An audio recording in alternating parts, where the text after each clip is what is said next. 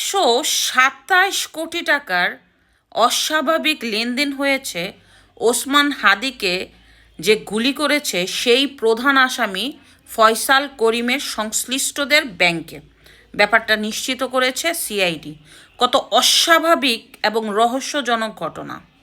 আপনি দেখেন, যখন শেখ হাসিনা সরকারের পতন হলো, ব্যাংকে থেকে আপনার টাকা উঠাইতে গিয়ে 14 বার ব্যাংকে যাওয়া লাগছে, আপনার পায়ের জুতা ক্ষয় করা লাগছে। এরকম একটা ক্রাইসিস টাইমে 127 কোটি টাকার এই সন্ত্রাসীরা লেনদেন করলো, আর ব্যাংক কর্তৃপক্ষ জানলো না, সরকার জানলো না। এটা অস্বাভাবিক ঘটনা ছাড়া আর কিছুই না। মোট কথা হচ্ছে, ওসমান হাদির যে মৃত্যুর ঘটনা সেটা পুরোপুরি রহস্যজনক। একটা স্বার্থন্বেষী মহল ওসমান হাদিকে হত্যা করে নিজেদের স্বার্থ আদায় করতে চেয়েছে। তারা ভালো করেই জানে বাংলাদেশে এখন যেই কোনো সন্ত্রাসী কর্মকাণ্ড হোক, সব আওয়ামী লীগের ঘাড়ে চাপানো যাবে। আর এই ব্যাপারটাকে সামনে রেখে এই সন্ত্রাসীরা, এই জঙ্গি সংগঠন এবং এই স্বার্থন্বেষী মহল এই কাজগুলি করে যাচ্ছে।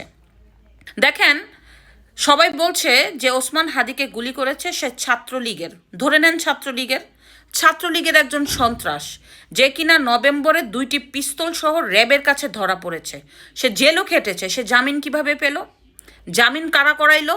আবার জামিন পাওয়ার পরে এই সন্ত্রাস 127 কোটি টাকা লেনদেন হওয়া সত্ত্বেও কিভাবে জুলাইয়ের যোদ্ধা ওসমান হাদির সাথে সম্পর্ক হলো? ওসমান হাদি আর আওয়ামী লীগ তো সাপ আর বেজির মতো। ওসমান হাদি কেন এই খুনির সাথে সম্পর্ক করলো? এই খুনির সাথে তার নির্বাচনের ক্যাম্পিং করলো, তার সাথে ঘুরে ফিরে রাস্তায় ঘুরলো।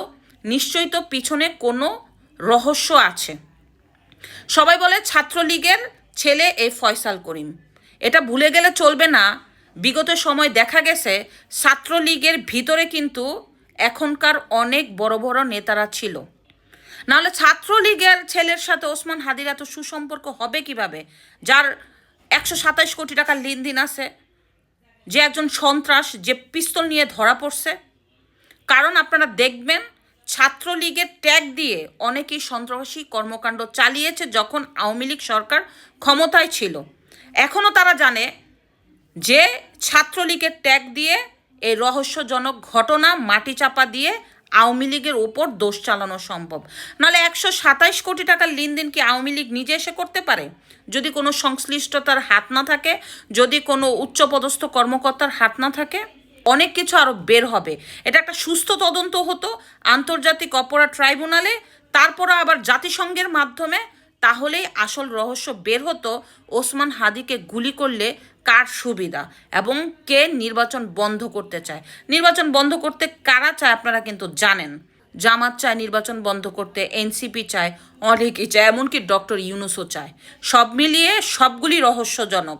বের করা উচিত নিরপেক্ষ তদন্তের মাধ্যমে, তাহলে বের হবে আসলে ওসমান হাদিকের মৃত্যুর পেছনের রাগবহাল কারা।